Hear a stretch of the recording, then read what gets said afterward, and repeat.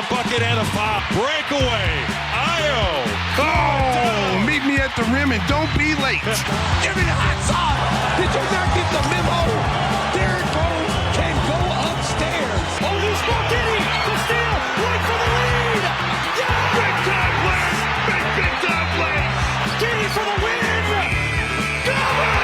My God! I cannot believe this. Improbable. Hey, the NBA playoffs are in full swing. It's time for a new edition of the Gimme the Hot Sauce podcast. Stacey King alongside, wearing his Angels hat today. You still haven't gotten that Cubs gear on. Listen, I told you about the Cubs, okay? Listen, every time I wear a Cubs hat, they go into a losing spell. Well, they've lost a couple in a row now. Yeah, see, and I didn't wear it. So you can't blame me, we America. Just talked about it. Yeah, you guys talked about it. It wasn't me. I was hey, I'll have it on this summer. Yeah. Hey, Tim, we're going to have some 80-degree weather coming up. That red face is going to be even redder coming up. Well, it turns purple at a certain point. oh, my goodness. Yeah, I get jacked up. Well, Stacey remembers that. Remember after playing ball, people were like, man, you're purple now. Yeah, he was just like blood pressure, like he was going to explode like scanners. Yeah. He's like, blood's gonna, little neck, got little brain veins matter in. on you. Let's have my boy Mark Silverman. Mark, shout out to Mark Silverman. Mark said every time you talk to Mark got those veins going up in his neck. Oh, yeah, he's intense. Yeah, he's intense. Like, hey, how you doing, Stacey? Like, oh, hey, Sylvie, what's up, buddy? But them neck veins in Sylvie's neck, boy, I hope he don't explode. Well, speaking of media stars, we got a special guest coming up. Lou Canellis from Fox 32. He covered the Bulls as their courtside reporter during the Dynasty years. We'll talk to him about some of his favorite stories of covering Michael and Stacey and the gang. First, let's talk about the playoffs real quick. A couple of shockers. Boston losing the first two at home. Also, Cleveland losing 2 in a row at home. I mean, the playoffs have just been crazy so far. Listen, Indiana was the wild card. I mean, you could tell that they were hitting their stride at the end of the season when we played them. And I was like, man, if they can stay healthy, they're going to be dangerous because they have so many different guys that can do so many different things, so much versatility in their lineup. And Halliburton is healthy now. So now you're looking at an Indiana team, I wouldn't be surprised you don't see them in the finals because I don't think with Cleveland having the injuries that they have so late in the season, it's like when did Darius Garland get hurt? When did Mobley get hurt? Like they were in the Miami series, they pretty much had an easy series against Miami. Mobley and Hunter got hurt in game 1. I'm like, wow, like this is no time of the year to get hurt. 82 games, middle of the season, that's one thing. But here you are, a team that can challenge, at least get to the Eastern Conference Finals. 2 or 3 of your best players are out. How do you expect to win against an Indiana team now that believes they can win?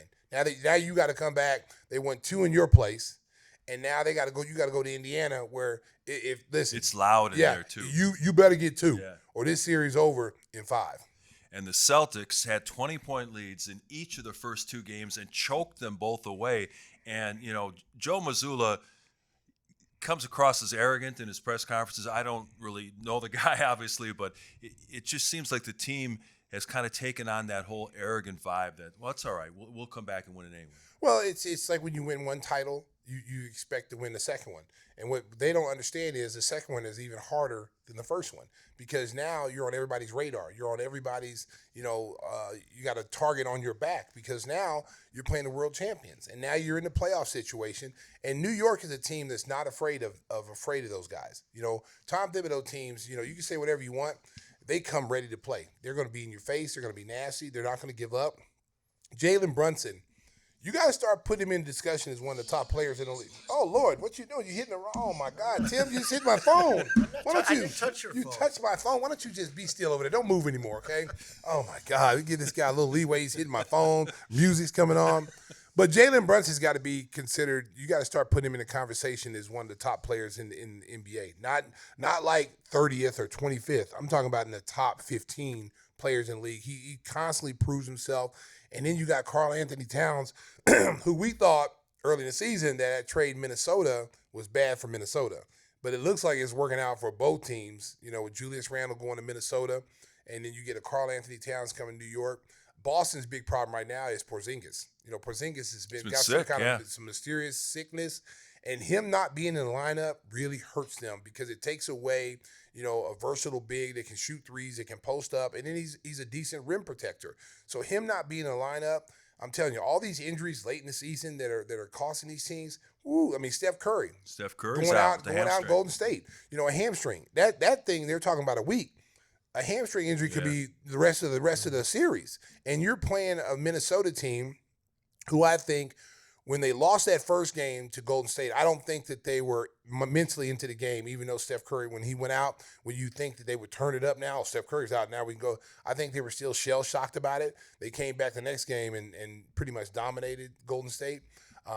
So I think, unless Steph Curry comes back, this gives Gimme a chance to be the alpha now. Jimmy's been that role player, kind of like the second fiddle to Steph Curry. Now this gives Gimme a chance to be playoff Gimme and see if he can carry this Golden State team without their star player. Can he get them to the next round? We all know that Boston led the NBA in three-point attempts throughout the season. They shoot upwards of 40 threes every night. But in the playoffs, in the first two games against the Knicks, they've shot 25 out of 100. That's 25%. But they're facing, Mark, it's not that they're shooting bad. They're facing a team that covers the three-point line very, very well. So you're not getting the open looks that you get during the regular season because you have so many weapons that space the floor. Pritchard comes off the bench and he gives you a floor spacer.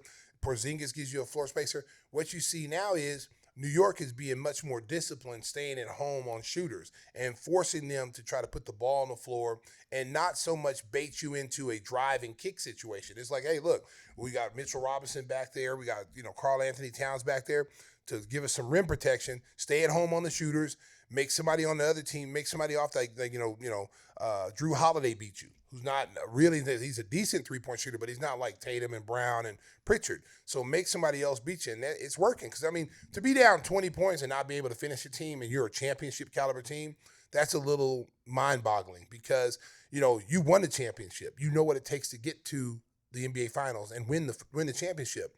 You get a 20-point lead on a team that is a hard-playing team like the Knicks, and you can't put them away in 2 straight games.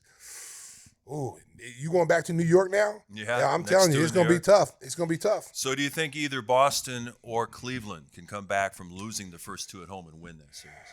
Well, that's a tough thing. The only way I could see either one of those teams coming back if they get their players back. If Porzingis comes back, I think if you're Boston, you just got to say one game at a time. Let's get game 3. We'll worry about game 4 later. But we want to get game 3, get that first game, put a little pressure on New York, and I think that series can go the distance. But Cleveland, if you don't got Mobley, Hunter, or they're Darius, all supposed to be back for game 3, but we'll see how. Listen, you should have been back for game 2.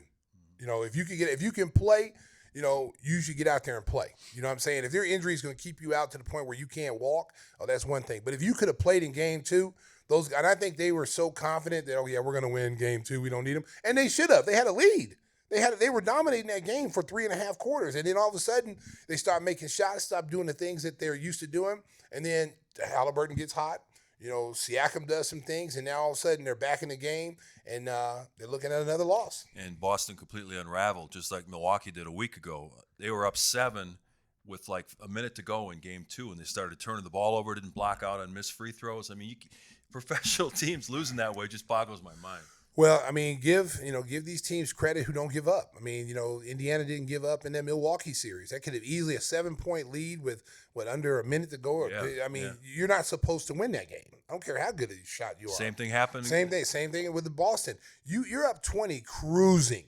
You're at home in your home crowd, and we've seen they've been pretty much dominant at home. To allow New York to come in there and steal 2 games from you, not just 1, they got 2. That's got to be concerning mentally to you. It's like, okay, look, man, we gave these dudes our best shot. We were up 20 and they didn't quit. They're like, Jason, you thought he was dead and all of a sudden he pops back up.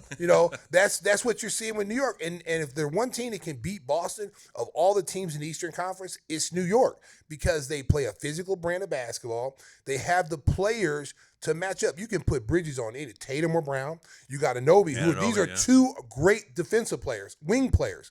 They can defend those 2 guys, and they can switch on those 2 guys. Then you got Brunson has to guard the point guard position, which that's not. Drew Holiday and Josh Hart's very versatile. And Josh Hart. You got so many guys they can run at their top players, and then Karl Anthony Towns. It's a mismatch offensively for anybody they put on him. So on defense, if you don't got Porzingis to go back at him to try to even out that matchup. Ooh, that's where the game's won and lost. Yeah, but now Boston and Indiana will have to come from behind because typically then in game 3 after a 2-0 loss at home, You mean Cleveland? You're going to start out from behind. So. Yeah, if you lose game 3, it's over because It's no team's over. ever, No. ever come back But from you have 3. to make the comeback game in game 3. Yeah, so it'll be Because interesting the to see home what team always happens jumps out. in these games as they change locations. The bowl season, of course, is in the rearview mirror, but Professor King has some grades he'd like to dispense. I know you've been researching and going over the tape and deciding what the best grades are for the Bulls players. I'm one of those professors. I like my students. Okay, I don't want to flunk anybody. You know, I want everybody to move on. You know, so there's no F's on my grade sheet. But I start off with the A player, Kobe White. I give Kobe White an A for the season that he had. I think he's really matured over the last few years. His game has taken another level. I think Nice job, Cisco, on these graphics. Cisco, way to Looks go, good. Cisco. I think he's outplayed his current contract, and when his new contract comes up, he's gonna, as you heard Lou Canella say, he's gonna probably break the bank. My second guy would be Josh Giddey. I'm gonna give Josh Giddey a B+. He could have had an A. But, the first half of the season, I think he was just trying to fit in. We had Zach LaVine. But I thought in the second half of the season, he would be an A. He would probably be an A in the second half of the season the way he played. I like the fact that he's a big guard. He rebounds. He's a triple-double waiting to happen. I think next year you're going to see, him have a ton of triple-doubles next year. He's going to be in the record books at some point. I mean, because the kid is that good. I like to see him get better defensively. That's another reason why I got him at, the B+. And I want to see him. His jump shot got a little bit more consistent. He started shooting it with confidence. I'd like to see that better. So my next one is Ayo Dosunmu, one of my favorite players. I gave him a B+. And I thought Ayo was playing extremely well before the shoulder injury. And he tried to play it out. He tried to gut it out. I think he's improved each and every season. You look at his numbers. I like to see that three-point percentage up a little higher. But he's playing 30 minutes a game. He's one of the heart and soul of the Bulls. And, with that shoulder injury, they really missed him in the second half. And I think, that was a huge blow to them. But I'm looking forward to seeing what he can do next year. We're going to go with Big Vooch. Big Vooch is next. I give Vooch a B. Okay, I think when you look at his average, a double-double, he's a double-double machine. I thought, that he didn't get traded. I thought that he was a little down that he didn't get traded in the second half of the season. But I thought he was a good role model. I thought he came out. I'd like to see his defense be better. You see the three-point percentage, 40%. I think it's probably the best on the team. I'd like to see him post up more. I'd like to see him get in that paint, man. He's got some of the best back-to-the-basket moves, and he's a very, very good passer out of the post. You think the Bulls will actively try to trade him this I summer? think so. I mean, you heard his press conference. I think just if you're just looking and reading within, I think he wants to be moved. I don't think he wants to be at the end of his career. I don't think at the end of his career he wants to be part of a rebuilding thing. Even though he likes it here and he likes the players, I don't see him wanting to stay. Next is Lonzo Ball. Well, Lonzo is interesting because, coming back from that knee injury, I really would give him an A. I would give him an A just coming back from that because so many people thought his career was over, that he wasn't going to play. And to see him come back from that, and he didn't miss any games because of his knees. That was a great sight to see. So on that alone, I would give him an A. But I gave him a C+ because of the fact that he got that wrist injury and he never was right. And, that kept him out a lot of games this year. And had he been healthy, and it's like the big thing with Lonzo, can he stay healthy? The Bulls re-signed him, which I thought was a good signing. I think if he gets that wrist healthy again, you're looking at that C+ going up to an A next year because of the things that he can do, the leadership he brings, coming in, being a two-way player. I think he'll shoot the ball better next year. But that wrist is a big question mark because I heard him on his podcast saying his wrist still bother him to this day. And here we are in May. So, and he's missed a lot of games, so you think, well, it'd be getting better. But I heard him on his podcast the other day, and he said it's still bothering him. So, hopefully he gets that right. Next one is my one of my favorite young guys is Julian Phillips. Julian Phillips is going to be a very good rotational player for the Bulls. I gave him a C because he didn't get to play as much. He got 14 minutes a game, but you look at his numbers, 32% from the three-point line, which will get better with minutes. And, guys get better with more playing time. This will be a kid I think next year will make a huge jump in the rotation because I think when you look at some of the things he brings, the intangibles, running the floor, the energy, and he started shooting that three ball from the corner with confidence, I see him next year making a huge jump. My next guy is Patrick Williams. I think you're grading on a curve on this one. Hey, buddy, I told you, I'm a professor all the students like. Most people say give him an F, give him a D. I'm not giving Patrick Williams. I'm not giving up on Patrick Williams. I gave him a C-. And the simple fact is that he's up and down, and he's got to find himself this summer. He's got to get in the gym. He's got to work on, his ball handling. He's got to work on being more aggressive, attacking the rim. He'll be in year 6, okay? Mm-hmm. And year 6 is when most players, you know who you are as a player. We still don't know who Patrick Williams is as a player. Now, if you ask Bulls fans, they'll tell you he ain't who we think he is, that kind of thing. But I still got a lot of hope in Patrick Williams. I think used in the right way, Patrick Williams could be an asset. He's like a Rubik's Cube. Just when you got 2 sides, 3 sides done, you think you got the 4th one's going to be easy, and then you got to start all over again. That's him. Tim, wouldn't you like to have a grader like Stacey when you're in school? Yeah, it would have been a lot easier. Very favorable. What would you give him? He's giving you the benefit smart of asses. the doubt. What would you give? What would you give Patrick know Williams? There's no chance of failing. Hey, listen, Professor Kelley, what would you give? What would you give him? F+. Mark? I'd think a D. Okay. See, that's why they're not enrolled in your classes. The next one is Zach Collins, Big Zach. And I thought Zach added a lot. Once Billy realized that we had a big man on the bench, Billy didn't play in the first 4 games. If it wasn't for injury, he wouldn't have got playing time. He said, who's the guy with the headband? Who's this the guy guy come with the from? good salad? He ended up playing really well. You look at his field goal percentage, 51% from the field. I thought he gave you some really good minutes at big. He played 15 minutes a game. There was games where he had, double-digit, 20-some points, rebounds. He's a good asset for the Bulls to look at. Huh? Oh, yeah. I gave him a B. Yeah. And he easily could have had an A if he broke the sweat and actually used the headband. Listen, man. Come on. It's not his fault, man. But I think if the Bulls bring him back, they have options. Yeah. They have options. He's one of the guys he'll look at, because he'll give him some size. So I gave him a B. What would you give him, Tim? A C, but you said it's not his fault. More playing time, he could have broke a sweat and actually used the headband. Wow, Mark. I'll give him a B-. Okay. Yeah, So because he wasn't playing at all at San Antonio. No, so, no. he really did show that he's got some potential. Yeah. And the thing is with him and Kevin Huerter, they're both entering the final year of their contract. They're both making money in the $10 to $15 million range. Those are very tradable guys, too, if you want to go out and try to get a But to me, Mark, that makes you drop a grade because if I'm getting paid 10, 15, 20 million a year. So you're dropping a grade? I'm going to try a little harder. You know what I mean? Wow. The money's guaranteed. It's coming either way. All right. The next guy, Kevin Huerter. I thought Kevin Huerter was a B+. I thought once he got his shot down, Mark, he started hitting that 3 consistently. He struggled in Sacramento. Yeah, he was written off for dead in Sacramento. That's the reason why he was traded. Yeah. Because he couldn't make shots. Yeah. In Atlanta, he made shots. Yeah. And if you remember Kevin Huerter in Atlanta, he was one of the best shooters in the league. He was a great 3-point shooter. He struggled the first few games here at the Bulls, and then once he found his role in the rhythm, he started hitting his shots. So I gave Kevin a B+. I could have gave him a solid B, but I like the way he defends. I like the way he rebounds. He's a big guard. They played him at basically a small forward, but he's really a 2 guard, and he's got good size, 6'6", 6'7". He can rebound, and if he makes 3-point shots next year, it's going to help the Bulls tremendously. Yeah, he was a real pleasant surprise. Yes, and he plays hard every night. Mm-hmm. So that I gave him a B+. What would you give him? The same. He also had to grow up as a redhead, so he had some struggles. Jesus Christ. Mark, what did you give him? I'll give him a solid B. Okay, you gave him a solid. We're not going to ask you anymore. The next guy is Javon Carter. I gave Javon Carter a C+. And the reason why I gave him a C+, because he's easily been a B.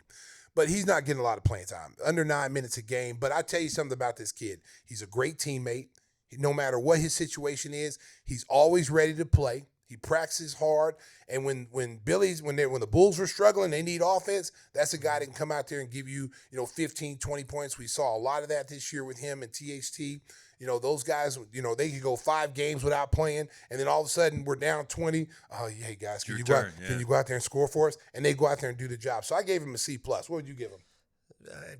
I would agree. If he had more playing time, he was our microwave. Got to let him go out there and heat it up. I'll give him an incomplete. Didn't play enough. Wow, what a tough teacher, man. What a tough professor. He could take fast foul. What a tough. The next one is Modest Buzelis, little boozy vert. I gave Modest an A-. Okay, and it really should have been a solid A, and had he been played in the first half. The only guy that could stop Modest was Billy. Billy was the best defender that Modest saw. Billy was the best defender that Modest saw all year. Billy didn't play him, and had he played him in the first half of the year, I think you're looking at Modest being up for Rookie of the Year. I think his numbers would have been better. Put Modest's numbers up again. Yeah, but This is for the full season, but in the second half, he averaged almost 14 points a game. Look at those minutes. And look at his 30, the 36% for a rookie. He came in. That was one of the big knocks on Modest, that he couldn't shoot. Yeah. But I'm gonna tell you something about this kid. He was the Bulls' best rebounder, best defensive player. He blocked shots. In the fourth quarter, he ranks in the top 5 in fourth quarter production defensively. So this is a kid who's got a huge ceiling. I think he's more small forward than power forward. That's why I'm hoping the Bulls get lucky in that whatever that percentage chance we get in the first round, we get Cooper Flag. Now you have your 3 and 4 position locked down for the next 12 years, and you have 2 athletic kids that's going to take you to another level. I'm just wishful thinker. Yeah. What would you give him? I was going to go A+ based on the minutes. His productivity for the minutes he was limited, like you were saying with Donovan, A+ all day. B+. You're tough, man. Wow. Jesus, you're a tough guy. Like, you're not my teacher. Yeah, me. I say the same thing. I was going to the curve that you give out. It's like, geez, man, this guy, I'll be questioning his methods. Professor He won Ski 39 is mean. games, Stacey. Come on. Oh, I don't care. It wasn't his fault, Mark. Anyway, we're going to the next one. Trey Jones. I thought he was a big pickup for the Bulls. B+. I thought playing it well at the very end of the season. I think had we had him in the Miami series, maybe that series was a little bit different, that playing game. But you see his numbers. The numbers don't really tell the impact that he had. When Io went out, he stepped up into that guard role and really took a hold of it, and he was huge. He won some games for us. He rebounds, he defends. I think people now appreciate him as a point guard. I think he's going to have a lot of suitors next year or this summer when guys are looking for. He's unrestricted. Yeah, he's unrestricted, and that's going to be tough for the Bulls to keep him. But I hope they find some way to keep him because I think he's that good. I think his role here, and he has to look at this. Is your role here playing in Chicago going to be bigger than going somewhere else, even though you're going to get paid more money? That's what he has to look at with his family and his agent. But I tell you what, he was a big time player. I gave him a B+. Easily could have been an A if he'd been able to finish the season. Tim? I agree with you. I think he's one of those players when he comes out on the floor, the other team goes, what are we going to do with this guy? With that energy he brings out. So, yeah. And I've heard the Bulls are really serious about trying to bring him back, which sounds like a head scratcher off the top because they've got so many guards, but they really valued what he brought. So I'm with Stacey. I'll give him a B+. Way to go, Mark. Way to join the team. The next one is Jalen Smith, the big guy. Sticks. I gave him a C+. And the only reason I gave him a C+, it wasn't because of him. It was because he didn't get to play down the stretch. There's games where him and Zach rotated who sits out 3 or 4 games. I thought, when he's got a chance to play extended minutes, I thought he did very well. His 3-point percentage is low, but it's going to be much better now. He's a better 3-point shooter than that. It's hard to get in any kind of 3-point rhythm when you don't know if you're going to play or not. And I think that weighs heavily on a lot of guys. Here you are, 1 minute you play 5 games in a row, and the next minute you're out for 5 games. And that does a lot of, mentally it really bothers you. So I gave him a C+. It easily could have been a B+, had he got more minutes. Tim? I would say whenever you bring out a guy who looks like Herbie Hancock, it brings more rhythm to the team. Wow, Mark. I'll give him a C, average. Okay, you're not going to your classes anymore. Right? The next one, THT, Taylor and Horton Tucker. I gave THT local guy. Yeah, local guy. I gave THT a B. I thought whenever given the minutes to play, he really shined. He's a guy like Vinnie Johnson type of guy you could bring out on the floor. He can score on anybody, isolate him. He really attacks the basket. For a guy his size, he gets his shot off. He runs people over. He's like a running back there. I think his numbers will be a lot better if he played more consistent. They went away from him. I remember we were doing Oklahoma City game. We're down, 20-something points. Yeah. And, he hadn't played. THT hadn't played in like weeks. Yeah. And then all of a sudden, Billy's like, okay, this is your time. Go make it respectable. Go make it respectable. And he had 20-something points. Yeah, and hopefully what he showed with the Bulls will earn him a big contract somewhere else. Let's face it, the Bulls have too many guards. Yeah, too many. His future's not here. Hopefully he showed enough that he will get a long-term contract somewhere else. So I'll give him a B as well. Yeah, good physicality, but I wouldn't give him that grade because he took minutes from some other guys that should have had more minutes. What would you give him? A C+. Wow, you're not going to your class. The next one is personally one of my guys who I think a lot of people, take for granted is Dalen Terry. I gave Dalen a C, okay? But that doesn't mean that he couldn't have been a B. Again, he's playing under 14 minutes a game. You see his number. Look at the three-point shooting was much better this year than it's been in his career. 36% field goal percentage. What I like about Dalen is that he's a good teammate. Everybody loves him.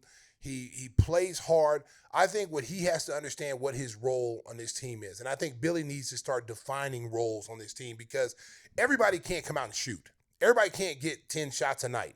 You have to have a role. And Dalen, I believe, role should be more like a Marcus Smart type of player where he can defend multiple positions, 1, 2, and 3, maybe sometimes switch out on the 4, use his size and length, get out in transition. He can handle the ball, make good decisions, get you a couple assists. This is a guy I think he could average, 10 or more points a game, 5 or 6 rebounds, 4 or 5 assists, and 2 steals. That's a hell of a stat line for a guy coming off on your rotational team. So he's a C now, but I believe that he could be much higher. Jim? I got no comment. No comment. No comment. No comment on a podcast. What are you doing here? Well, he may be a guest on our show in the future, and so. Wow. Well, you just killed that possibility. How many years has he been in the league? 4. 4. Yeah, no comment. All right. Let's move on to Stacey's awards. You also want to hand out some end of the year awards. Let me get my awards, Mark. Hold on. Oh, you got it. You got it up there. Cisco's he's working it. Okay. No, that's not it. Wrong. Oh, that's the second half.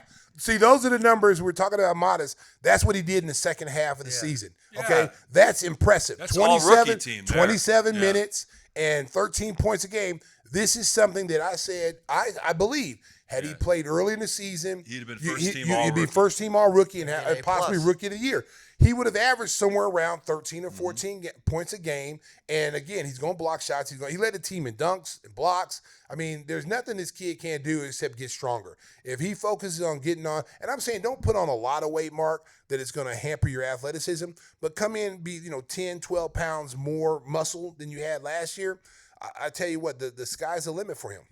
All right, time to hand out your awards. Oh, my awards. Hold on, baby. Nico. Okay. Cisco, you got the award list? Give me the first one. Bulls most Stacey valuable awards. player. Okay, who would you say, Tim? I'm going to go with Kobe White. All right, Mark. It has to be Kobe White. All right, go ahead. Show us. Dun, dun, dun, dun. It's Kobe White. He was arguably the Bulls' best player, scoring, just doing all the little things that you need him to do, being a team leader as well. So he's my MVP for the season. Next one. Bulls Defensive Player of the Year. Tim, who would you think? Yikes. That's it. You picked one. Wow. Wow. It was tough. Wow. There were a lot of holes. Wow. If you go based on minutes and blocks and steals, Wow. it's Modest. So I'll go with him. Okay, Mark. Oh, yeah, I'll go with Modest, too. Cisco, show us behind door number 2. Modest Buzelis. Yes, I would say he's a defensive player of the year on the Bulls. Not the league, America. Just on the Bulls team this year. All right, so I thought he did really good blocking shots and rebounding, and he's only going to get better. He led the team in blocks this year. Shout out to my boy, Boozy. All right, give me the next one. Bulls Offensive Player of the Year. Well, got to go Kobe. Sure, leading scorer. Yeah. Let's see what's behind door number 4. Kobe White, surprise, surprise. Probably the Bulls' most consistent scorer after Zach LaVine left. His role changed. He got more shots, more opportunities. So I think you're seeing just a scratching the surface of what he can do offensively. I think he's got to be a little bit more consistent. I thought once he realized, Mark, going to the basket, getting to the foul line is much more efficient than just kind of bailing, shooting shots. I thought it took him to another level. And I think if he can come in next year with that on his mind, like take what the defense gives me, look to attack the basket a little bit more, that number is a little bit more consistent. Give me the next one. The Bulls' most improved player. Tim? Most improved. You act like these categories are hard. Yeah, but what I'm trying to think of the opposite of guys who slid. So, is that an award? The slide award? Wow. Most American improved player. Mark It's Pass. definitely still Modest. I mean, I think He wasn't here, though. He can't be in They it. brought him. ineligible. He's He's ineligible. Rookie. He's a rookie. Man. So, all right, jeez. All right, forget about it. forget. Io Yeah. DeSumo is my pick. I know he missed the end of the season with the shoulder injury, but he improved in just about every category. Really improved his three-point shooting, and I love what he does on the defense. I'd go with you on that then. Okay, let's see what's on door number 6. It's Julian Phillips. Julian Phillips, I thought, made from last year to this year, even though his minutes increased just a little bit, I thought his three-point shooting was much improved. I thought his confidence level offensively. I mean, there was times both him and Modest were playing better than Patrick Williams. And it was really, you could tell Billy was really, torn about playing him and giving him more minutes than certain guys. But he did a really good job. I thought he was the most improved player. Yeah. All right, give me the next category. The Bulls' top playmaker. This is simple. That's easy. Go Josh ahead. Giddey. Yep, absolutely. Giddy up. Door 7. You want a new car. Josh Giddey, yeah, of course. Josh Giddey is, if you go back and think about Dallas and the trade last year with Alex Caruso, everybody thought the Bulls got fleeced. You know, of course, yeah, we'd like to get some more first-round picks because Oklahoma City has like 100 of them, but we didn't get them. And I think when people saw this trade, they were totally against it. Oh, well, Giddey sucks. He can't shoot, and he's getting ready to get benched, blah, blah, blah. But then when you saw him play, and then you got a chance. I saw him in the Olympics. I thought, wow, this kid can really play. You know, because now you got a chance to focus on him when he was on Team Australia. Then he rolled his ankle and got hurt. You're like, oh, man, how's this going to impact the season? I don't think he was healthy to start the season. Because I think if he would have been, I think you probably would have seen a little bit different. And I also thought he deferred. Both him and Kobe deferred to the older players, Vooch and Zach LaVine. And once Zach was traded, that opened up scoring opportunities. Then Zach started showing you that he's more than just, an assist guy. He can score. He can score, he can rebound. And when he's in the game, at the point guard position at 6'8", it allows the Bulls to be very solid on the defensive boards because he can go in there and rebound with the 6'9", 7-foot guys. And I thought he did an excellent job. The one area I would say Josh has to get better at, and we said it earlier, is defensively. He's got good size and length to stay in front of guys. It's just focus on when his man doesn't have the ball. He plays great defense on ball. But when the ball goes away from him, that's when he relaxes and he gets back cut. We saw it time and time again in that Miami playing game. He got back cut a lot, and Miami saw that in the earlier season and made sure they made a note of that, and they went right at him. So I think if he can work on his defense off the ball, he'll be a complete player. All right, your last one? Last one. Best teammate. Best teammate. Ayo. Bulls' best teammate. Who'd you say? Ayo. Whisper says Ayo. Mark? It's a tough one. I think that everyone really Everybody's a good respects teammate. Lonzo Ball with the things that he brought to the team, but he was away from the team during injury. So I'd go with Josh Giddey. He always says the right thing after interviews, always talks up his teammates, never wants to take any personal credit. You both would be right on a different day, but you're wrong today. Different day. It's Javon Carter. Javon Carter. And the reason why I say, if you watch, I watch the workouts. I see how he interacts with his teammates. He's constantly talking. He's the first one off the bench when someone comes off the floor, giving him dap. If someone's playing bad, he's got his arm around him. He's constantly talking to the younger players. And I watch that kind of stuff. He's not a front runner when the Bulls are running good. He's out there cheering. He's cheering when they're down 20. He's trying to get the guys. He's almost like a coach on the floor. I also heard he made it to Gus's and then came back to the plane. See, that's supposed to be inside information that no one needed to hear. You weren't even there, but now you just gonna throw a guy under the bus. And he's still a good teammate who went to Gus and brought it all back. But yeah, he's just a guy. He's a local kid. He's in the community as well. He's really great in the community. And then, like I said, he's just a good teammate. He's always talking to Kobe. He's always talking to the younger players, trying to pump them up, even if they're not playing good. Billy could be on Modest, and then Modest will come over, and he'll sense that Modest needs someone to pick him up, and he'll be right over there talking to Modest, like, okay, this is what he wants you to do. And you need veterans on your team like that, who may not be playing, but the players respect him because they know he should be playing. But they look at him and they say, you know what, this guy comes to practice every day, busts his butt. He's always prepared. He's never late to anything. And you get the ultimate respect from these players. Stacey also wants to list some players to watch for next season. I think Cooper Flagg is on that list because Stacey's got the lottery fixed coming up. I talked to Adam Silver, and I said, whatever you do, make the ping pongs cold, or whatever you did for Patrick Ewing. Yeah, you it'd gave be that awfully one tough envelope. to fix when you got all those team representatives watching. Listen, the balls who cares? being funneled up. Who cares? You know what? And then listen, and we're sitting in Modest, and if that doesn't give us some luck, listen.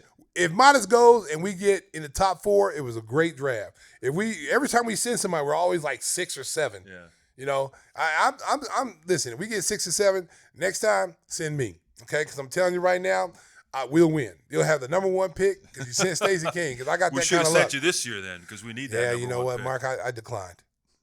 I didn't want that pressure on me, man. All right, so list your players to watch for next season.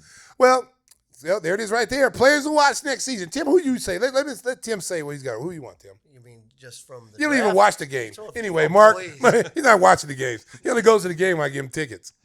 Mine is who are they going to add? I mean, and obviously Modest. Modest is going to take a big step next year. Yeah. Who would you say, Tim? Oh, When you go to the games? when I go, yeah, I would have said Modest too, but since you cut me off, now I can't think straight. Show us on door number 7. Yes, I think this is a huge summer for him. I think he's always had confidence. He always believed that he should be at this level. But I think now, after going up against Giannis, going up against LeBron, having to guard these guys, I think his confidence is super high. I think he knows he belongs. He knows he can be a star in this league. But I also think he knows that I got to work extra hard to be where I want to be. I just can't rely on what I did my rookie year and, enjoy partying and have a good time and then just think I'm going to roll into next year that way. He knows he's got to work on his strength. He knows he's got to work on his outside shot. I think his ball handling, I think he surprised a lot of people with his ball handling. I think that was one of the knocks on him, 3-point shooting and ball handling. Man, he crossed dudes over this year. He was going behind. He made Luka. Well, anybody makes Luka look silly, but I think he's the first one to expose Luka with the move he made on the baseline when we played him in Los Angeles. And we know he's going to get in the weight room. He'll be bigger That's and right, baby. stronger for year 2 in the NBA. Faster. Luke Ellis standing by in the waiting room, but first I want to tell you about one of our great friends, one of our great sponsors, Jeff Vukovic. For all your insurance needs, auto, home, and business, make sure to give Jeff a phone call, or you can go to his website, jeffvuk.com, jeffvuk.com. The phone number 847-825-4783. Stacey, how about a jingle? And Nationwide is on your side. We hope you enjoyed Stacey's end of the season awards. Luke Ellis is up next Sweet on Give Me the Hot Lou. Sauce. It is now our pleasure to welcome in a good friend. You see him every day on Fox 32 News. He also does all their Bears coverage, Game Day Live, Game Night Live. He covers the games, covers the draft, does just about everything. He's also a restaurateur here in the Chicago area, owning multiple restaurants. He's also got a Greek restaurant up in Milwaukee. Luke Ellis is our guest, kind enough to join us. Lou, I know you're super busy. You told me Fridays are your restaurant days, so you never get a day off, do you?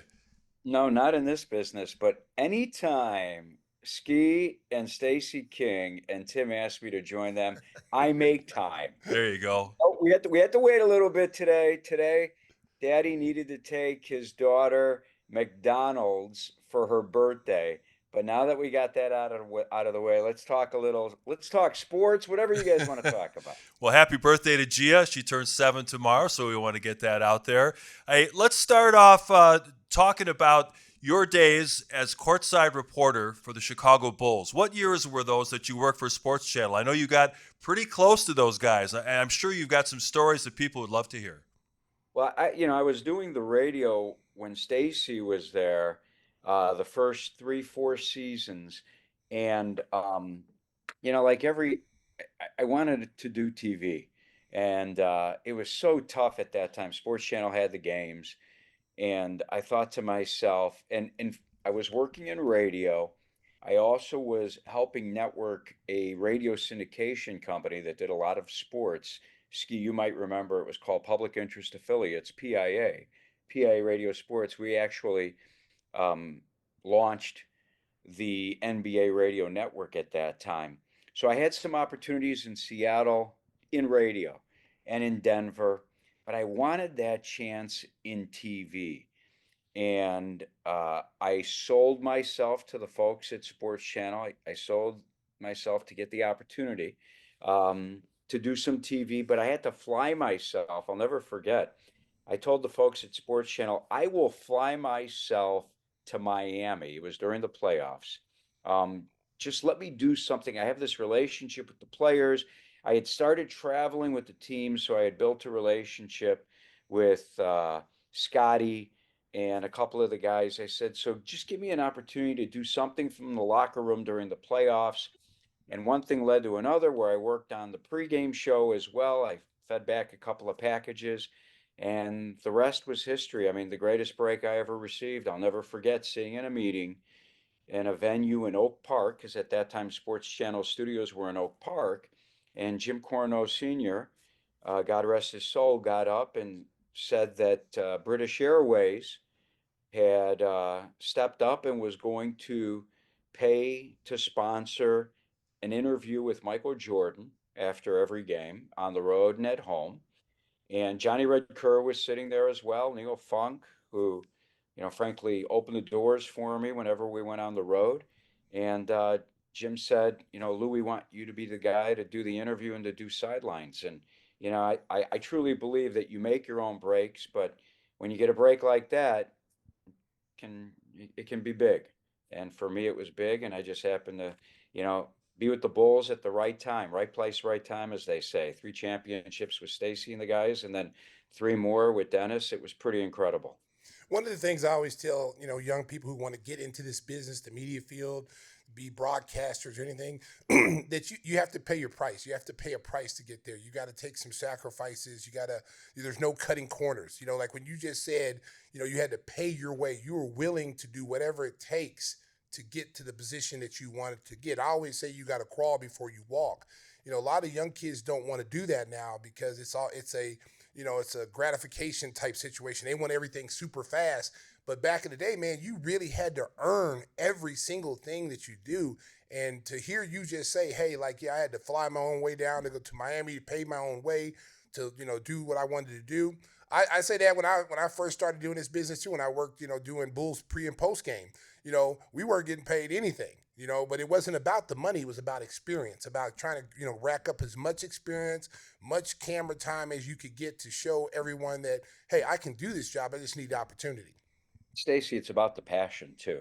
If you've Yep. got passion for it, I mean, I don't even look at my day as going to work. I mean, I would pay to go to the Bulls game anyway. So to get paid to go to the game, I feel like I'm stealing out there. Yep. And you're right. Today's youth wants gratification immediately. They want it now. And I respect that. I appreciate that. In this business, it's tough, man. You're not going to get it now. And I've been blessed 39 years doing this, all in my hometown of Chicago. But I assure you of one thing, nobody will work harder than I will. They may work as hard. And Jeff Joniak, who's one of my best friends, who I grew up in the business with, we started together at Sports Phone, the old 312-976-1313. You call up to get scores. Jeff and I joke about outworking the rest of the world to get to where we are today. And I tell that to young people, if you're not willing to work, and that means weekends, that means holidays, that means late at night, that means having a mate who is going to be in your corner and a teammate, not a pain in the ass, not an opponent. You need all the above to succeed. And if you get it and you're willing to put in that time and work, man, I'll tell you what, I live the dream every day. I posted a picture, guys, on Instagram. I don't know if either of you caught it. I was invited back on Thursday night to Carnival, terrific Mexican restaurant here in the city that my good friend Bill Maravitz owns. And he celebrated Rick Morrissey, Rick Tellender, Daryl Van Schouwen, and Mark Potash, who all took buyouts to leave the Sun-Times. And I looked around the room, and Ski, you can relate to this. I remember as a young reporter covering you, Stacey, okay? And I would go into the locker room before I did sidelines with the Bulls, before I did, the radio pre-half post shows. I would go in the locker room, and those writers would look at you like, get your damn microphone out of my interview. That's true. Yep. Remember? That's true. Yeah, And- no and- question. and they would say that because most guys in our business would sponge off their interview and take the answer and run and use the sound. And they challenged me to go into that interview setting inside a Bulls locker room to talk to Stacey King after a game. They challenged me to make sure I went in there prepared with questions of my own, so Joe Musho or George Offman would look at me like, hey, kid, get lost. So to be at that event on Thursday and look at those guys and celebrate their careers with them was truly an honor. For folks that are watching on YouTube or on the Chicago Sports Network, they can see over Lou's shoulder a photo of Michael Jordan, which is kind of interesting because you were reporting on him all those years. But the statute of limitations has passed, Lou. Tell us the funniest or craziest story that happened with you on Life on the Road with the Bulls. All right, so the funniest, craziest, and I need to make it G-rated. Okay. Wasn't G-rated. And it wasn't even with Michael, even though I met Prince with Michael, going out with Michael and Harp. So when I traveled with the Bulls, I spent almost every day of my life with Ron Harper. We became buds. We went to dinner on every road trip. And Stace, you know that you go on the road and you have that one guy, whether it was Neil when you were doing the games or it's Adam now, where you knew you went to dinner with that guy every single day on the road. And for us back here in Chicago, I was single, so we hung out all the time back home as well. Harp had a great relationship with MJ. So Harp and I would always go to dinner on the road, and we did that East Coast swing where you started in New York, you played a Sunday afternoon game against the Knicks at the Garden. We left right after the game. You flew to Boston. We played a Tuesday game in Boston and immediately left after the Celtics game and went to Philadelphia. Now, I didn't like Philadelphia at all, just because I didn't know where to go, single, just didn't know the spots. So we fly into Philly after the game on a Tuesday night. So by the time we got there, it was 2, 3 o'clock in the morning. But the game between the Bulls and Sixers wasn't until Friday. So I thought, man, what are we going to do Wednesday and Thursday in Philadelphia? I can't stand this town. And then thankfully we'll play Friday. And then the road trip ended in New Jersey. At that time, they were playing in Jersey against the Nets. So we go to practice, and Phil Jackson was nice enough to allow me to sit in the practices, the only media guy. So I would go to practice with the team every morning. And we go to practice on Wednesday, and we get back to the hotel. And Harp says, listen, I'm taking my aunt and her boyfriend out for her birthday. So we're going to go to a place called Bookbinders. I don't know if either of you guys have been, Tim, No. Stacy, Mark, but it's old school steakhouse. I don't even think it's open in Philadelphia anymore. But I said, great. So Harp, for this dinner, got a limo because he really wanted to do it up for his auntie. And we got in a limo, we picked her up, we picked her boyfriend up, we went to Bookbinders early, like it was 6:30. And I remember sitting in the restaurant, there might have been, I don't know, four tables, 5 tables, and you heard all this ruckus, like, who's coming into the restaurant? And I look, and there's Dennis and Steve Kerr and Tony Kukoc and who else? Judd Bushler. I believe Luke Longley was with that group. And Dennis had his entourage. So they sat a few tables away from us. We didn't sit by them, but Dennis walked over and asked at the end of our dinner, he said, what do you guys got planned tonight? We really didn't have a plan. He said, well, I'm making an appearance just over the border in New Jersey at a place called the Milk Bottle. You guys should come. So I said to Harp, let's go. So he said, I have Howard Stern's party bus. It's parked in front of the restaurant. Do you guys want to jump on the party bus? And Harp said, well, we can't jump on the party bus because we're going to take my aunt back, but we'll take the limo to the Milk Bottle, and then we'll jump on the party bus and come back. Well, we went to the Milk Bottle, and the first vision of me walking into this bar was, and if it could fit 1,000 people, there were 2,000 there to see Dennis Rodman. Dennis Rodman appearing live tonight. It was on the marquee. is Dennis body surfing over 2,000 people. And the rest of the players are in a VIP area that's really not VIP. It's in the middle of the room. And that started one of the craziest nights of my life because the party didn't end in New Jersey at the Milk Bottle. When the bar closed and we left, then the party went to Atlantic City and ended up back at the hotel at 9 o'clock in the morning. Yep. With no one having slept. And I remember trying to sneak in the Four Seasons and Phil putting out his arm because he was waiting at the Yeah, door he was. for everyone. I heard this story. Have you heard this story? I heard Steve Kerr told this story. and I remember Phil saying, "Bus leaves in 45 minutes and you better be on it with everyone else." He wanted to torture me with everyone else. I left out a lot of details, but let's just say it was one of the top 5 craziest nights of my life. Yeah, Steve Kerr told that story probably like a few months ago. When you came back, you were out all night long. You came back, you had shoot around the next day, and they all get off this party bus, and the coaches are downstairs in the lobby, like kind of like just having coffee, getting ready for the day, and then Steve and them look over and they go, "Oh shit, oh man, and then Phil said, "Hey, I hope y'all bring it.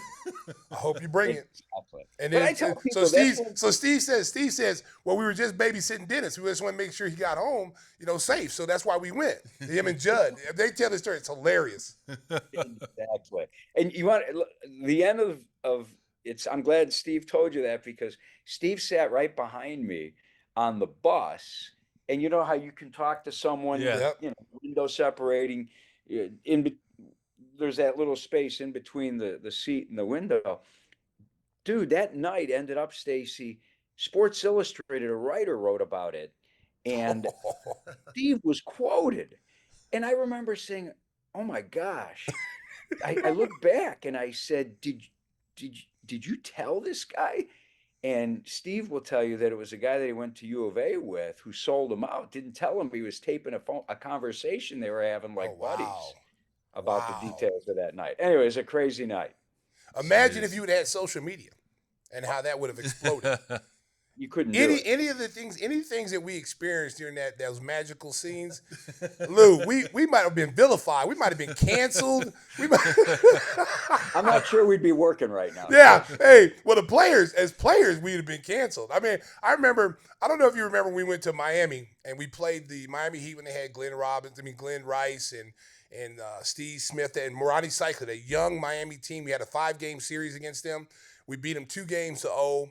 And that's when they had the 5-game series in the first round. So we go down there, and now we're contemplating because one game, the game 3 was like on a Tuesday night, and then if we lost that game, then the next game would have been Saturday. So we'd have been in Miami that whole time. So we were contemplating as players. There's a statute of limitations now, America. We were contemplating because it was snowing and cold in Chicago, and the thought went around. Somebody brought it up. I'm not saying any names, but somebody said, "What if we lose and we lose game 3, but we stay in Miami, for 4 or 5 days? Oh, that'd be awesome. Oh, everybody was, and it was a go. Everybody was thinking about it. And then so Michael gets off, and you remember we stayed in Coconut Grove, and they had the Hooters across the street. And Dan Marino's restaurant was over there. So Michael goes straight over to Hooters after we land. He goes over to Hooters, and he's drinking all the whole time, the whole day, the whole night. He's got all the Miami greats there. You had Michael Irvin, you had The Rock there, who wasn't The Rock at the time. You had Warren Sapp, you had Alonzo Highsmith, all these great Miami football players, pro players, and they're just having a good time with Michael. They're drinking. Michael's drinking like a fish. So then, me and BJ walk in, and we're at Hooters. We're still young guys. We don't have any girlfriends. We're over there to get the girls, see the girls in the orange shorts and everything. So we see MJ and just partying. And so we're looking at each other. Oh, it's on. We're gonna lose this game. But he's really taking this seriously. The tank is on. Yeah, the tank is on. So the next day we have shoot around. Michael doesn't go to shoot around. So it feels like, where's Michael? Oh, he's sick. He's in, his room, not feeling well, da-da-da.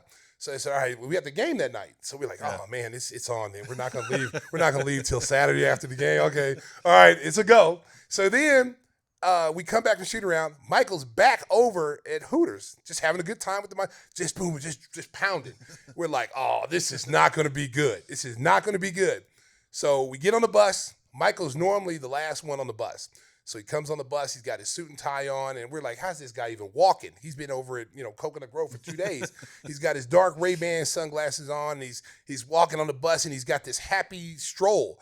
And he's walking by each and everybody. He's like, how you doing, boys? And we were like looking at him like, this dude is freaking insane. He shouldn't even be walking right now.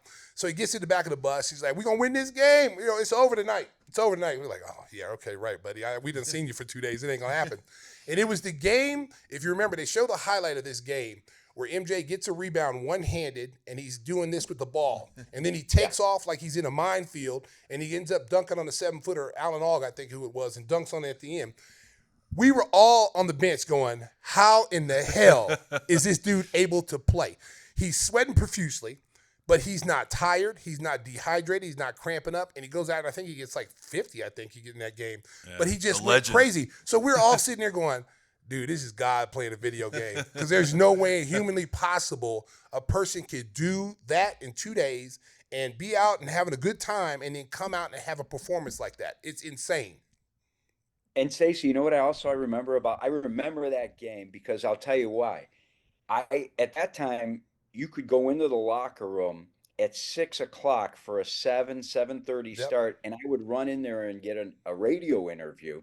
And it wasn't at American Airlines Arena or whatever they call it, Kaya Center now, in Miami at the new arena. It was at the old arena back when that Miami area was awful. Yeah, it was tough. And I remember looking at MJ. He was laying that night, that before the game. He was laying on a massage table drinking McDonald's coffee, trying to sober up before the game. And I'm like, oh my God, they're going to get just wet by the Heat. And instead, he just went out and tore them up. And the other thing I always remember about Phil, and you can attest to this, Stacey, because you would leave right after a game, Phil would get up on the bus. He would stand as we were going to, and for the life of me, I can't remember the name of the hotel in Coconut Grove, but remember each of us in each room had our own hot tub. Had the hot tub. Yeah. And you would walk across the street to the Cocoa Walk where Hooters was. But Phil would get up in the bus and he'd say, all right, listen, we're in Miami. If we behave tonight, okay, and get home at a reasonable time, and win, we'll stay after the game. And then he could care less if you stayed out and pulled in a cab up on the runway the next morning. But the key was to not stay out too late. Nobody followed the rules. Nope. Everyone stayed out on South Beach till 4 a.m. and still went out and whacked the Heat. Yeah, I couldn't believe that. I was a young player just right in the league at the time, and I was sitting there saying, there's no way in the world that this guy could do what he did. Yeah. And we were all sitting, that's when we knew, like, okay, this dude's on a different level. Because, I mean, if that would have been anybody else, they would have set out the game. Any of today's players, I can't play. I can't play today. I'm feeling sick. I got the flu. But this dude went out there, and I swear, only way you would know that he had been out the last 2 nights, only if you were a teammate. And you just saw him sweating. Because, when you drink a lot, you sweat. And he was sweating profusely, but he didn't cramp up.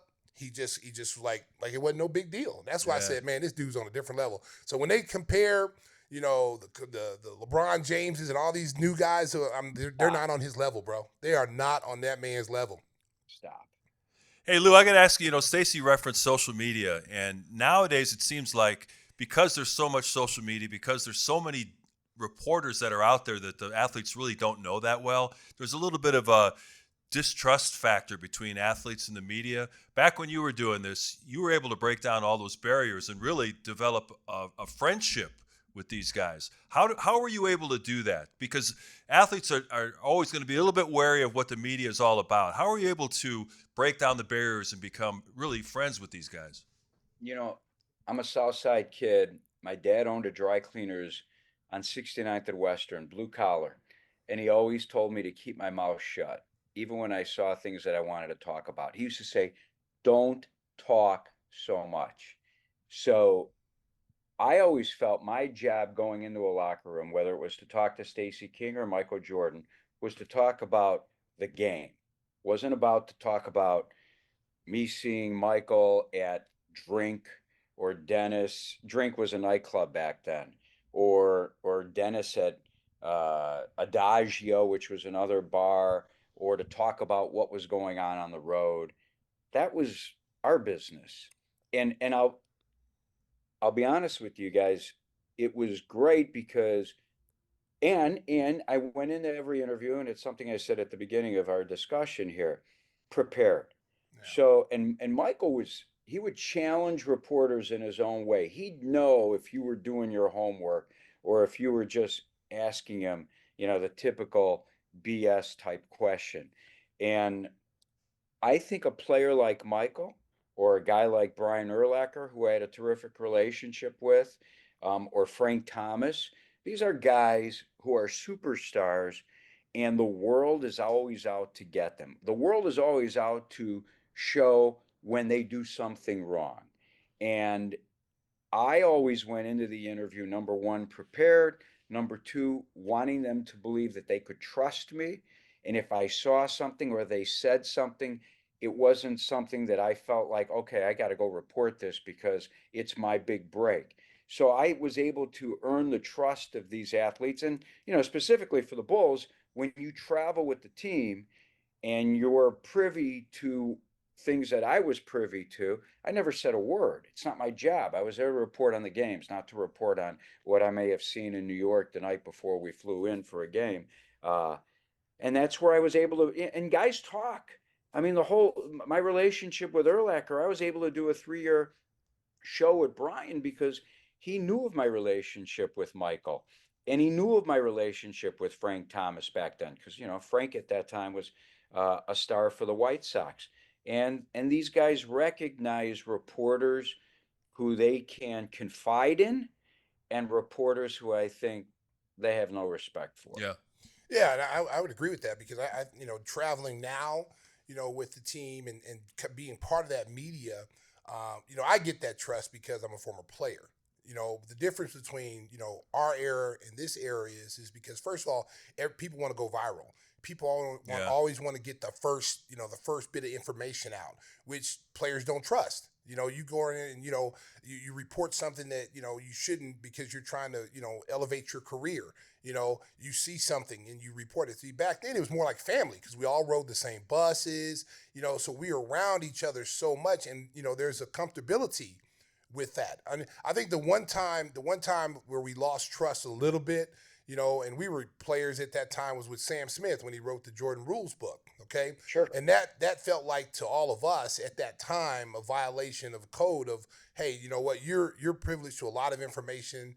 You're around us all the time, and you write that book and you expose a lot of stuff, and that really upset us. I mean, it really upset the whole team, and but looking back on that, it was like, now as I'm in the media, I would never do that. But I respect Sam. At the time as a player, I didn't. I thought it was BS that he did that. But now I respect him because the fact that, he was doing something, he got it basically second and third hand. He never really interviewed individual players to get that. But he was ahead of his time, when you look at it, the grand scheme of things. Now that today would be accepted to do. Back then it was kind of like a taboo, especially with Michael. I mean, you saw him boycott Sports Illustrated. He doesn't even talk to them. And when you violate Michael, that's it. You only get one shot. And Michael will cut you out like cancer and be like, I'm done with you. And he'll never talk to you again. And we kind of followed suit. And when he wrote that book, we all were like, wow. We were reading some of the stories in there, and this was all inside information that you saw. And we know where he got it. We know where the sources were as the players we know. And we felt violated with the people who were in our inner circle that was telling these stories. Because what goes on in the locker room stays in the locker room. People didn't even know we had fist fights in practice until you saw the Jordan Rules. Not right. Jordan Rules, but you saw The Last Dance, and, they were talking, we had fist fights, because everybody thought we got along. There's times like your brothers, you fight, you yell at each other, whatever. But at the end of the day, we step on that court, it's the Chicago Bulls. We're united, but a lot of that inside stuff we thought should have stayed inside, and that's why certain guys got privileged to talk to people and certain guys didn't during that time. Ski, one more thing. You were talking about the media. I remember a conversation I had with Brian Urlacher. Brian went through a custody battle that was very public and very ugly that he went through. and one of the local newspapers went too far with it. And I remember Brian telling me that he was going to shut off the rest of the media and not talk to any of the media. His quote was, "The only two guys I respect and I feel I have a relationship with are you and Jay Glazer." And I said, "That's great." At that time, I didn't have an avenue. It wasn't like I wasn't at Fox at that time, and Jay obviously is working for the network. And I said, the media will keep you out of the Hall of Fame. So you need to, you can't hold all of the media responsible for what one of these newspapers did. And, remember Brian at that time, he had his battles with the media and he said, "I don't really care." And I said, I beg to differ. I think you do. I think you do want to become a Hall of Famer at some time in your life. And I remember, true story, Corey McFerrin at that time, just a terrific talent, paved the way for me at Channel 32. Local guy as well, great guy, just one of the all-time great guys in the business. Um, Corey was getting moved into news to become a news anchor and was going to be part of the morning show. And I remember John Esker, who we all know, and John was our executive producer of sports. And John asked me, he said, because I obviously wanted the job of being the number one sports anchor at Fox. He said, well, we do this show called The Final Word on Sunday nights. And I said, "I'm aware of it. I watch it." And he said, "Well, do you think you can get Anthony Adams or Devin Aroma Shadu?" And I don't know if you guys even remember Devin Aroma Shadu as a wide receiver. Yeah, I who remember. fully played. And Double A, I was still doing a lot of work for the Bears. And I said, "Why, like nothing against Anthony, Double A, I love him. But why those two guys?" "Well, this is the money we have. These are really two of the only guys that we can afford." And I said, "Well, what about Brian Urlacher?" And he goes, "If you get Brian Urlacher, you got the gig." And I remember calling Urlacher and his brother Casey and saying, "Hey guys, there's an opportunity, and I know, Brian, you said that you don't want to talk to the media, but I may have that avenue to get back out there now." And the rest was history. We ended up doing a show on Fox for 3 seasons because of trust. Because even though I knew that he and Jay Cutler weren't getting along, I didn't throw him up on set with me at Channel 32, Man, guys, blindside him. Yeah. and blindside him and ask him on TV, "Hey, tell me about why you and Jay Cutler aren't getting along." I knew what the rules were. The man was making time for me to come on our show.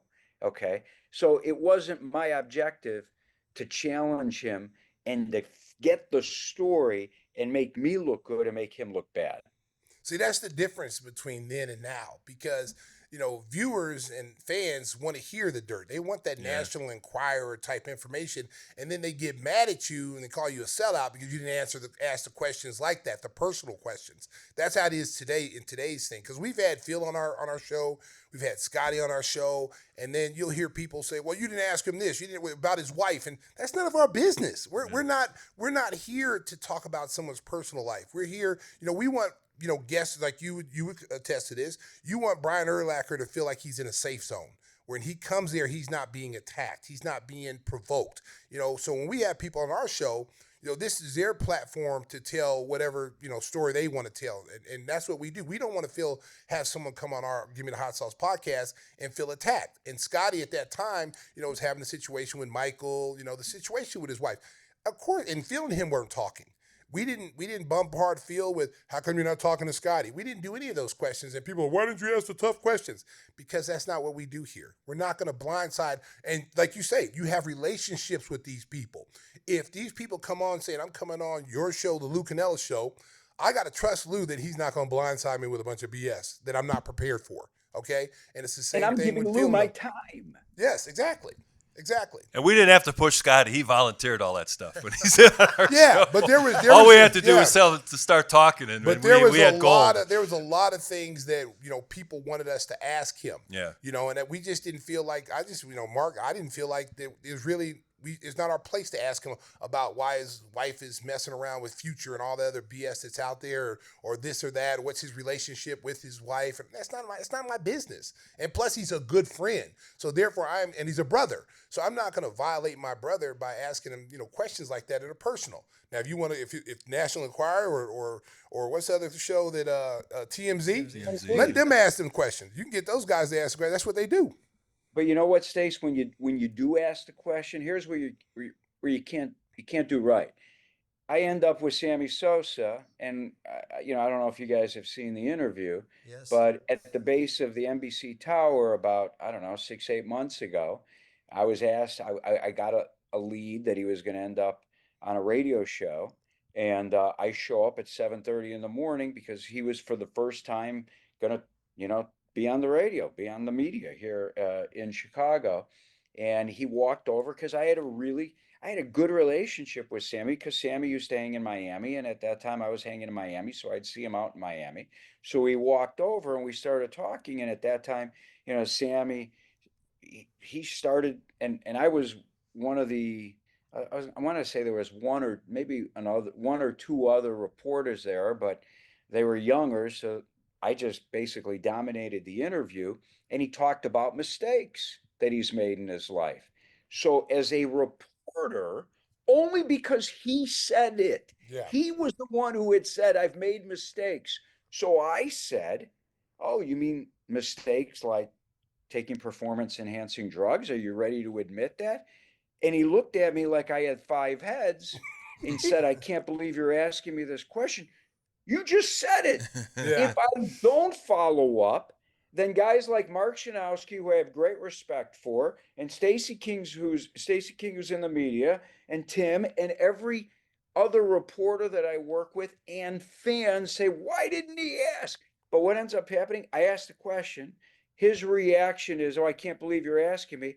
And I get absolutely annihilated on social media. That is the only time in my career I've shut off social media. Yeah. Because the Sammy lovers went after me hard.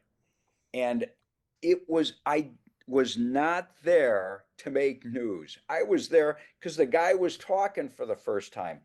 Only because he opened the door, I felt I should ask the follow-up. So you're never right, Stacey. Yeah. You ask the question, you're a bad guy for asking. You don't ask the question, why the hell didn't you ask the question? Yeah. So I give up. Speaking of that, I know that our viewers and listeners would be disappointed if I don't ask you about the Bears. Of course, Fox 32, the home of the Bears. What do you think of the Ben Johnson hire, the offseason moves, and you think they can climb up the ladder in a really tough division? Man, I'll tell you what, they got the bell of the ball, Ski. And I was as surprised as everyone else. Ben Johnson, you'd be hard pressed to find anyone out there who will tell you that this was a bad hire, that this guy isn't going to succeed at the head coaching level. Doesn't mean I'm saying he's going to go out and win Super Bowls like Bill Belichick did or Andy Reid, but have success. Smart guy. I've gotten together with him, talked one-on-one. Intense. Knows exactly what he wants and what he expects from his players. Surrounded himself with the right people. His assistant coaches, Dennis Allen, 2-time head coach in the past, New Orleans and the Raiders. Richard Smith. Let's use Richard Smith as an example. Linebackers coach, 69, oldest assistant coach in the NFL, but has worked with the greats. So is going to bring Ben Johnson in his first season knowledge that Ben is going to take a while to pick up on his own. So I think he's so far, done all the right things we expect as they open up rookie minicamp this weekend. Ryan Poles, I thought, did a terrific job this offseason. But going into the offseason, I thought that Ryan Poles, if he had lost his job, I wouldn't have been surprised. If he kept his job, I wouldn't have been surprised. He's had some swing and misses. He's had some hits as well. I thought he did really well this offseason. He knew he needed to take care of the offensive line. Went out, got the Pro Bowler in Joe Tooney, Jonah Jackson, who has experience with Ben Johnson, and then they paid up for Drew Dahlman to play center. the offensive line so much better than it was Yep. a year ago when they gave up 68 quarterback sacks. They have a tough time getting to the quarterback, rushing the passer, right? So they go out, they spend money on Dio Adabango from Indy. A lot of great promise with this guy. Didn't pay a ton of money, but they think that they're going to get big things given the opportunity for Dio. And Grady Jarrett, veteran, 10 years in the league. How is his body going to hold up? He brings, we love to look back and say, boy, they should have gone out and drafted Jalen Carter. I heard that 50 times this offseason. Okay, the Bears locker room was not ready for a personality like Jalen Carter. We all knew he might have been the most talented guy in that draft, but we all knew the baggage that he brought to the table as well. Bears weren't full of veterans, winning veterans who could control a personality like that in the locker room. So by getting Grady Jarrett, now they have a guy who's been a leader, who's got a 10-year career in the NFL, has enjoyed success, and is respected in his locker room. I thought they did terrific in the draft. I picked Colston Loveland, and I'm no savant, but I'll tell you why I thought that Loveland would be the pick. I actually thought that they were going to maybe move back in a trade and select Loveland between 12 and 15. But now I've heard Ian Rappaport from NFL Network reported that more than the Bears wanted Colston Loveland out there. So there were a number of teams trying to make a trade, which is why the Bears had to select him at 10. Don't forget, this team let go of Keenan Allen. 70 catches, over 700 yards, 7 touchdowns. Whether you think he underdelivered or not for the money he got paid last year, those are still pretty good numbers. You need to fill that production in the slot. They did because Loveland, can play the slot as a tight end along with Cole Kmet, not in place of Cole Kmet. Now, what do they do in the second round? They hit the jackpot because Luther's there, and they select him another slot receiver who they hope is the next Amon-Ra St. Brown. But now they're loaded on the offensive side of the football. And I believe that they'll be first to tell you that every time they wanted to draft a running back, guys kept coming off the board. Another team was beating them to the running back that they wanted. Kyle Monangai, we're going to find out.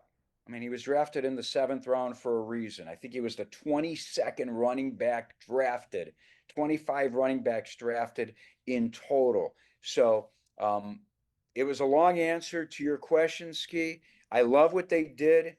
They're a better team before all those moves than 5 and 12. Let's not forget about how they lost a few of those games last year with coaching malpractice. So now you fill those holes. I think they can have a pretty good season. I'm taking. I'll leave you with this. Vegas says the over/under is 8.5 wins for the Bears. I'm taking the over. Me too. Yeah. Again. Yeah, Stacey took it over last year too.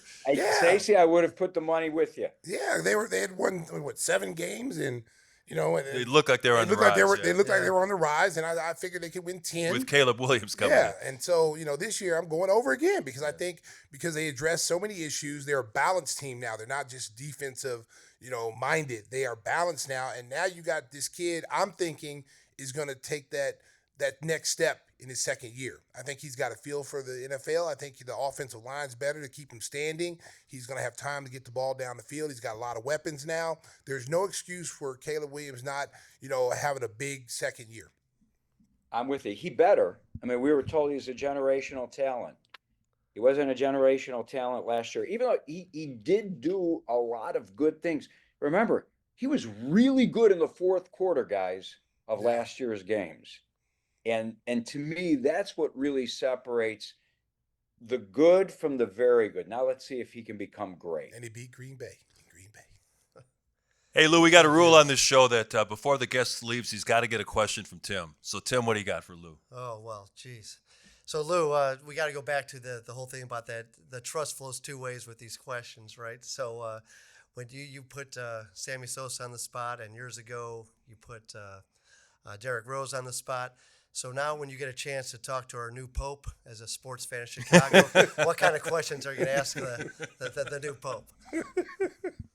Man, I hope I get to sit down Wouldn't with that the be Pope. something? Yeah. I Come on, I'm a South Sider. Yeah. He's He's a a South South Sider. Sider. I told this story on the radio this morning. So if you look at Pope Leo the 14th, right? Um, in his past, he taught, and I believe it was theology. If I'm wrong, I apologize, Pope. Don't hold it against me. But I believe he taught a religion class, theology class at St. Rita.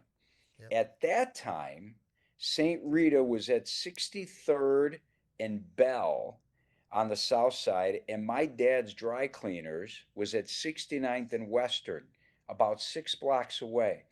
And a lot of the students from St. Rita would work for us at Marquette Laundry and Dry Cleaners, which was my dad's laundry and dry cleaners in Marquette Park.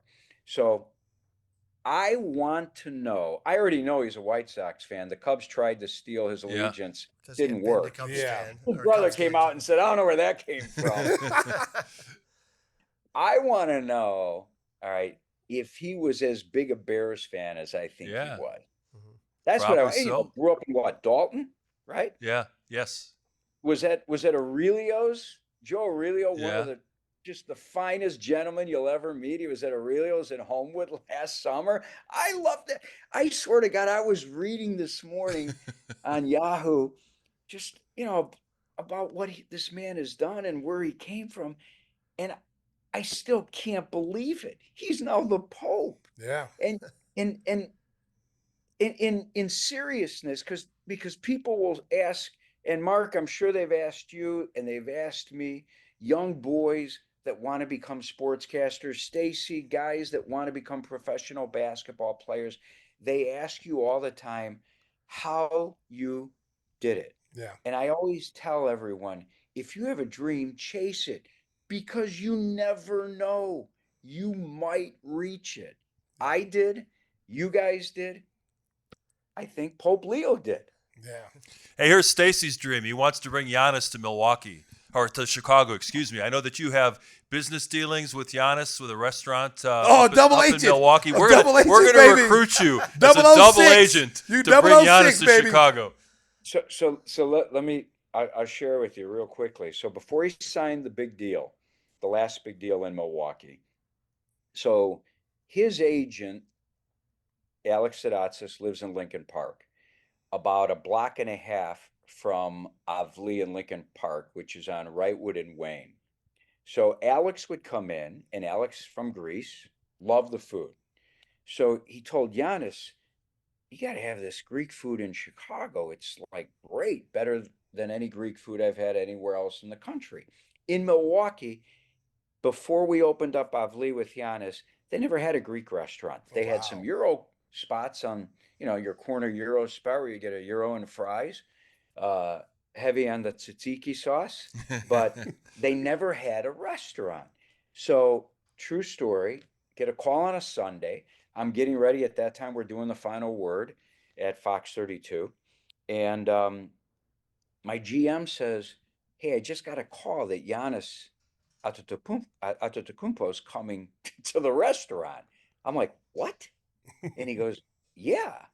I said, okay, well, we have two rooms in that restaurant. It's a small restaurant, 52 seats, but it's split into two rooms. So they asked if we could give him a private area so he could eat with his family. But if there were any autographs or pictures to be taken afterwards, that he was always very much, in favor of doing that. So I said, even if it doesn't happen, just make sure we have the tables set up in case he comes with his family. About 45 minutes later, I call the GM. I'm like, did he show up? He's like, you're not going to believe it. He's in the back room eating with his family right now. I'm like, oh my God. So I call Pete McMurray. You guys know Pete McMurray. Yeah. Pete lives in the neighborhood. I go, Pete, you got to get over to Avli. Giannis Antetokounmpo's there, and I knew his son was a big fan. Giannis took pictures with everyone. He loved the food. He'd come with the Bucks. He'd go to our restaurant in River North. So now he signs the big deal. But before he signs the big deal, I get a call from the president of the Bucks, and he said to me, he didn't even know what I did for a living, Oh, the wow. president of the Bucks, and he said, we have this guy named Giannis on our team, and we'd like to keep him, and we want to have a party for him, and we're trying to sign him to a new contract, but he apparently loves your food. Is there any way you can come with your restaurant and cater this party we want to have?" And I said, "Well, sure. When is it?" And he said, "Tomorrow night." I'm like, okay, we cater the party. Great time. You know that you did a good job when Giannis Antetokounmpo, who's on the verge of making $250 million, wants the food boxed up so he can take it back home Yep. and Yeah. eat leftovers. So they signed the deal. We catered when his agents had the meetings with the Bucks ownership at Signature at Midway Airport. We catered there. He signs the deal. About 2 weeks later, they call up and they said, "Hey, listen, Giannis doesn't want to have to keep driving to Chicago to have great Greek food. Would you guys be interested in opening in Milwaukee?" At that time, I had never considered opening in Milwaukee with my partners. We went there. It took us a while to find a space that we were proud of and that we felt we'd have a chance to win. We found a great location. Giannis comes in with his brother, Thanasi, who's a terrific, a terrific guy as well. And it's been a great partnership. It really has. And we've enjoyed our time there. And I once asked Alex, and I did an interview with Giannis. Obviously, I asked him about coming to Chicago, and he said, he would love it. Um, but truthfully, he has a love for Milwaukee. Remember, he grew up sharing gym shoes with his brothers. Okay, so that's the kind of individual we're talking about. And he has such great respect for the opportunity the Milwaukee Bucks gave him and the Milwaukee fans gave him.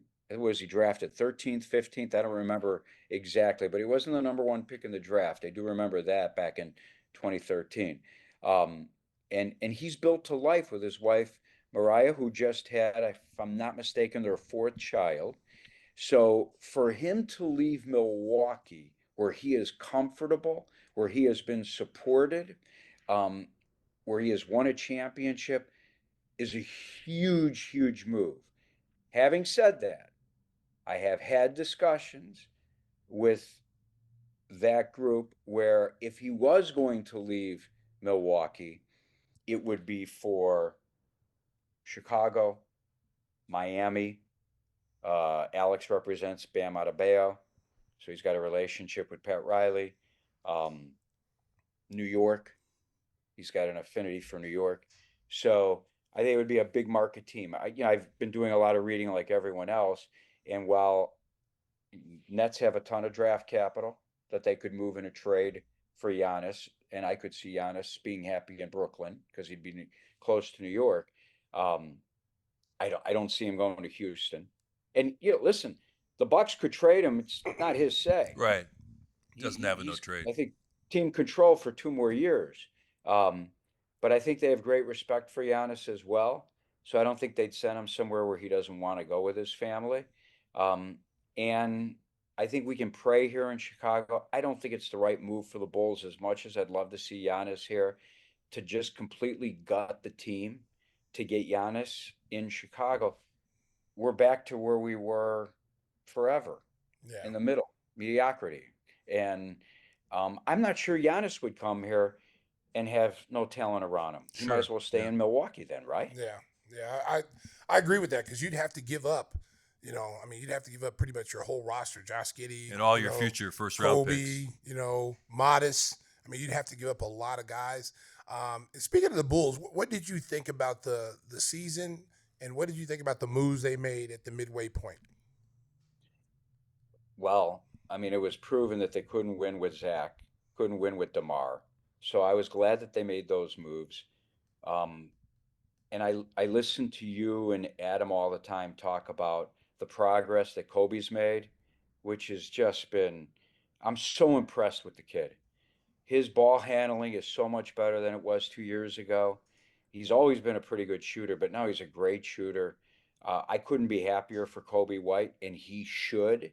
He is he he deserves to break the bank when it's his time. Uh, I didn't know enough about Josh Giddey to have an opinion before the trade. I loved Caruso because I loved what he meant to the team, his energy, his passion, the way he played defense. But I think Giddey shocked all of us, especially with the way he played after the Levine trade. And I didn't think that I thought Modest Bazelis was talented. I didn't think he was that talented. But again, I followed drafted 11th. He'll be a talent that'll come along, may take him a couple of years. Boy, I like those three together. And if they get a decent pick now in the draft, who knows? I hate the fact I hate that they've been, middle of the road playing in game for what, 3 straight seasons now? Yep. Yeah. I hate that. I feel either get really bad so you can get really good, or somehow maintain and be a playoff team, but play-in team I can't stand. If they're not a playoff team next year with what we've seen this season and now the chance to add in the draft lottery, I'd be really disappointed. Hey, Lou, you've been super generous with your time. We appreciate you joining us on the Gimme the Hot Sauce podcast. I want to tell you that my daughter had dinner at Avli in Milwaukee last week, and she loved it. She said the food was fantastic. So I just wanted to pass That's that great. along I and tell her encourage all our viewers and listeners to check out your restaurants. Tell the folks what other restaurants you have in the Chicago area. Well, we've got Avli in Lincoln Park on Wrightwood and Wayne, which is a block east of Southport. We have Avli River North on Wells and Huron. We have the big one, Avli on the Park, which is just off of Maggie Daly Park in the Lakeshore East community. The original Avli opened 15 years ago by my partner is in Ilnyckj. And then the final Avli is in Milwaukee on Brewers Hill. Beautiful space. And I want you guys to please come. Let me know when you're available. And I want to sit and have a Greek feast with the three of you. And we will send you some of Stacey's signature hot sauce that you can flavor. Stacey, I love hot sauce. I need some of the hot sauce. We will get it out to you. We'll get you some. You'll love this. And happy birthday to Gia, Lou. Thank you so much. Check out Lou on Fox 32. He's anchoring just about every day. And, of course, they do fantastic Bears coverage throughout the season. Lou, you're the best. Thanks for joining us today. Thank you, guys. It was great to catch up with you. All right, Lou, be good, buddy. Luke and Ellis, One our of the best guest. in the business. One of the best in the business. Yeah. I mean, when you start putting iconic people, What do Luke you and got Ellis next? comes up there. What do you got next? The stories that he has from his days with the Bulls. Hey, I mean, let me tell you he something. became in that inner circle. He used to hang with Oh, yeah. Scotty and Harp. Who's back? I know. Yeah. Who's back? Stacey, if we could have talked without Hey, one day over Greek food. yeah, We'll tell the stories off the air. Yeah, we'll tell some stuff out there at the restaurant. Yeah, because we got a ton of stories. That's what I was getting ready to say. Lou's got just as many stories as I do. He was around us like he was a player. Yeah, Dude, man. when Dennis came, it just went to another level. Yeah, it did. Yeah, that was some wild times, man. Whoo, boy, we could write books about the times we've been. I know. You All guys are great. I appreciate you having me on anytime. All right, Let me Lou. know. I love you guys. You guys are doing a great job. Thanks so much. We appreciate Thanks, it. big guy. Nice to meet you, buddy. Be well. Thank you. Appreciate Thank it, you, Luke. guys. Bye-bye. Take care. We'll be back to wrap up Give Me the Hot Sauce. Wrap it up. Our thanks to Luke Canellis. A great job as always. Make sure to catch him on Fox 32. And again, happy birthday to his daughter Gia, who turned 7. All right, time for our regular feature. What are we watching? Tim, what do you got? Well, I was bored down in New Orleans and flicking through the What are you doing in Netflix New stuff. Orleans? Trade show, the American Okay. Telemedicine Thought maybe it was a Association. voodoo convention or something like that. That's something that would be up your alley. Well, years ago I bought him a voodoo doll. Yeah. You ever see how we responded to it? Actually, you were here. I brought it into the studio that day. And you were like, get that thing away from me. It actually freaked him out. He's like, no, Yeah. don't get it. No, don't touch me. Yeah. Some strange stuff going on down Yeah. south There in is New some Orleans. strange stuff. That's my back was hurting a few times. He's over there twisting the damn voodoo doll. Yeah. Next thing you know, he's getting her hip surgery. Yeah, it did. See what happened? Yeah, see what happened when you mess with Tim Kelley? So I came across a show called Mo. There are 2 seasons of it. I'd never heard of it before, M.O. Okay. And it's about this Palestinian down in Houston, Texas, trying to get asylum with his family. He's been there for over 20 years. Wow. And touches on a lot of the current issues, but it is absolutely hilarious because everyone thinks he's Mexican even though he's Palestinian. And people say stuff like conflict. He's like, yeah, what do you know about conflict? And everything's a disaster. And it's, Where's that on? Which it's on streamer? Netflix. And then here's the bizarre part. I finished the first season. I'm like, this can't be real. I look it up, says it's based on his life. He gets trapped in Mexico at some point, can't come back across the border. Real life is the strangest thing, you know. Complete insanity. It's a lot of laughs, but serious topics, and it's a good time. Wow. Stace, what do you got? Linus. We watched that. Yeah, Yeah, Great Linus. Great stuff. I finally got caught up, to watch this show. A lot of good actors and actresses on this show. This is it's a pretty impressive thing because you start talking about like Afghanistan and Syria and all these dealing with terrorists, and this is what it has to deal with. And the start, I'm on the first season, so this is about her training a girl. Yeah, a girl really good. she's training a girl to go undercover. In the terrorist group. And I was just like, man, I don't even know. And they called it a suicide mission. They already knew it was going to fail to begin with. And they didn't really tell her that, which was, at least at where I'm at now, they haven't told her. And I'm thinking like, wow, and all the training that she had to go through and the abuse that she had to go through because they tried to break her to try to, when you get captured by the enemy, they're going to do whatever they can to extract information from you.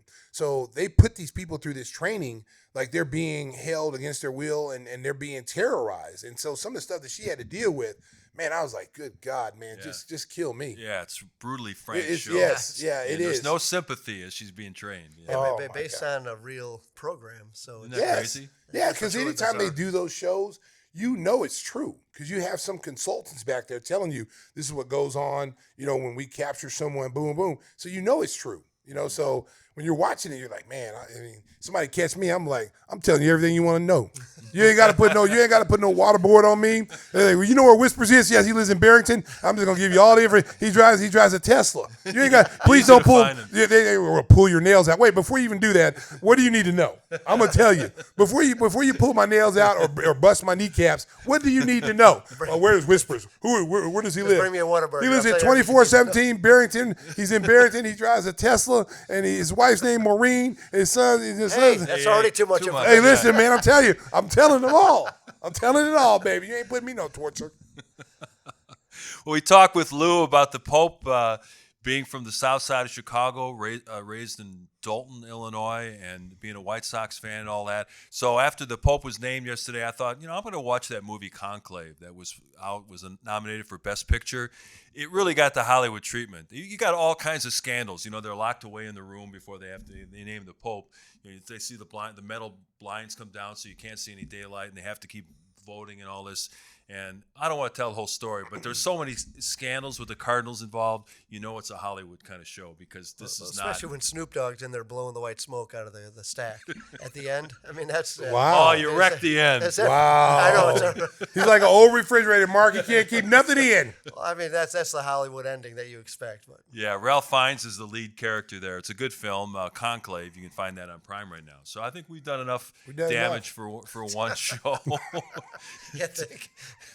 Great to catch up with Luke and Ellis, our friend from Fox 32. We got the lottery coming up.